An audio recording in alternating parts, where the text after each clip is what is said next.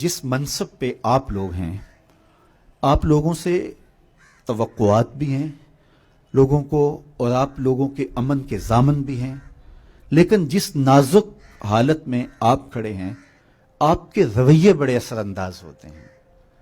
جب ایک شخص آپ کے پاس آتا ہے، آپ کا اس کے لباس سے، اس کی وضاقتہ سے رویہ تبدیل ہوتا ہے تو وہاں ہی انصاف کا خون ہونا شروع ہو جاتا ہے۔ اس لیے اپنے رویوں کو اپنے آنے والوں کے لیے جب آپ برابر رکھتے ہیں تو وہ چاہے پھٹے پرانے کپڑوں میں ہو، چاہے وہ عالی نصب لباس میں ہو۔ ویسے تو ایک عربی کا مقولہ ہے الناس باللباس، لوگ لباس سے ہوتے ہیں۔ عمومی طور پہ جو رویے ہیں وہ یہ ہوتا ہے کہ جس طرح کی وضاقتہ ہو لوگ اس حساب سے عزت دیتے ہیں۔ ہر آنے والا آپ کے پاس انصاف کی بھیک مانگنے آیا ہے، امن کی بھیک مانگنے آیا ہے، تو آپ اس کی مدد کر سکیں۔ غریب کے ساتھ آپ زیادہ نرم رویے سے پیش آئیں گے تو اللہ کی اور رضا آپ کو نصیب ہوگی۔ میرے حضور کا رویہ ان لوگوں کے لیے جن کو کوئی پوچھتا نہیں تھا اتنا خوبصورت تھا کہ ایک خاتون آئی اور وہ مسجد نبوی کے دروازے پہ کھڑے ہو کے حضور کو ہاتھ سے اشارہ کرتی، تو آقا کریم علیہ السلام مصلی سے اٹھ کے اس کی بات سننے کے لیے جاتے ہیں۔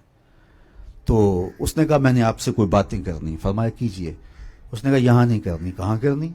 مسجد نبوی سے باہر کھلی جگہ تھی۔ کہا آپ وہاں آ جائیں، میں وہاں آپ سے کوئی باتیں کرنی ہیں۔ عرب کی دھوپ، کڑکتا ہوا ماحول اور حضور کا نازک بدن، کار نبوت کی اہم ذمہ داریاں، اور اس عورت کا توازن عقلی بھی کچھ ٹھیک نہیں تھا، اور اس نے جو حضور سے باتیں چھیڑی تو پھر بات چھوڑنے کا نام نہیں لے رہی تھی۔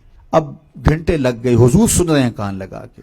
صحابہ کو بڑا غصہ آ رہا ہے کہ اس عورت کی بے مقصد سی باتیں اور حضور کا قیمتی وقت اور نازک بدن۔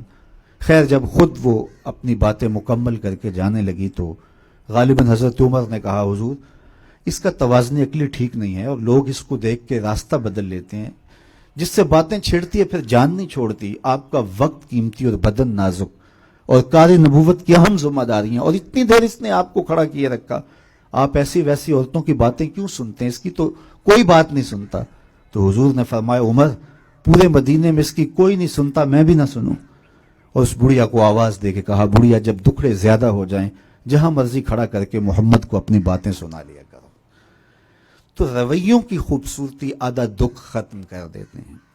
اور ہم تو یہ پولیس کا امتیازی نشان سمجھتے ہیں کہ مجرم سے ہماری نفرت نہیں ہے، ہماری نفرت جرم سے ہے۔ تو مجرم کی اصلاح کی آخری حد تک کوشش اور اس کے ساتھ ہمدردی کا ایک جذبہ اس اعتبار سے کہ اس کبھی جرم سے بچ جائے۔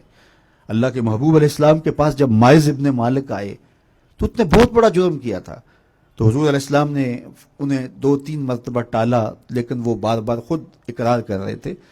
تو حضور نے فرمایا ٹھیک ہے ان کو لے جاؤ اور سنگسار کر دو۔ اور جب ان کو سنگسار کیا جا رہا تھا تو حضور علیہ السلام مسجد نبوی میں کبھی کھڑے ہو جاتے کبھی بیٹھ جاتے۔ تو کسی نے کہا حضور خود ہی تو آپ نے حکم دیا ہے اور خود ہی رو رہے ہیں، چشمان اقدس میں آنسو ہیں۔ تو میرے حضور نے فرمایا وہ میرا عدل ہے، یہ میری محبت ہے۔ مبتلائے درد ہو کوئی عذر روتی ہے آنکھ، کس قدر ہم درد سارے جسم کی ہوتی ہے آنکھ۔ تو اس وطن کو، اس قوم کو، اس معاشرت کو سنوارنے کے لیے ہمیں ایک شفیق باپ کی طرح بننا پڑے گا، اور جب ناسور کاٹنا پڑے تو اس وقت ہمیں سختی بھی کرنا ہوگی، تاکہ ایسے شخص سے جس کا وجود اس قوم کے لیے، اس ملت کے لیے اور اس معاشرت کے لیے ضرر کا، نقصان کا سبب ہے، اس کے ضرر سے لوگوں کو بچایا جا سکے۔ لیکن اس شخص کی طرح جو نشتر مارتا ہے لیکن اس کا مقصد فاسد مادہ جات نکالنا ہے، نہ کہ مریض کے ساتھ ڈاکٹر کو کوئی دشمنی اور کوئی بیر ہوتا ہے۔